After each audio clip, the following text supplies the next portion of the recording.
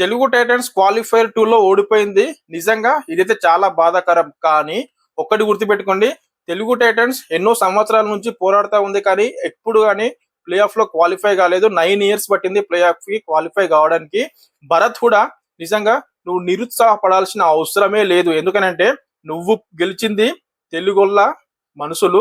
తెలుగు వాళ్ళు ఒక్కసారి ప్రేమిస్తే, ఒక్కసారి అభిమానిస్తే జీవితాంతం గుండెల్లో పెట్టుకొని చూసుకుంటారు. తెలుగు టైటన్స్ కి ఎప్పుడు తెలుగు ఫ్యాన్స్ సపోర్ట్ ఉంటది, దాంట్లో ఎలాంటి సందేహం లేదు.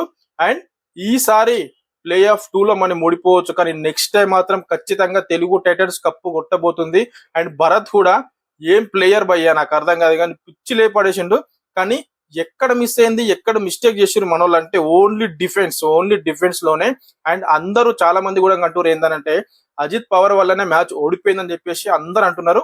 కానీ మనం గెలిచినప్పుడు మన టీం గెలిచింది, మన టీం కదా అని చెప్పేసి సపోర్ట్ చేయడం, ఓడిపోయినప్పుడు ఈ ప్లేయర్ ని కార్నర్ చేసి మాట్లాడడం అది చాలా తప్పు. యాజ్ ఎ స్పోర్టివ్ స్పిరిట్ ఖచ్చితంగా ప్రతి ఒక్కరికి కూడా ఉండాలి. అజిత్ పవర్ 8 టైమ్స్ అవుట్ అయిండు, దాని వల్లనే తెలుగు టైటన్స్ ఓడిపోయింది అని అనొచ్చు చాలా మంది. కానీ some times it will happen, జరుగుతూ ఉంటది, అది ఆట కాబట్టి ఒకసారి గెలవచ్చు, ఒకసారి ఓడిపోవచ్చు.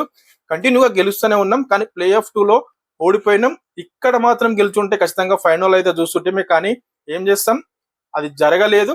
జరగనప్పుడు ప్రతి ఒక్కదాన్ని యాక్సెప్ట్ చేస్తూ వెళ్తూ ఉండాలి.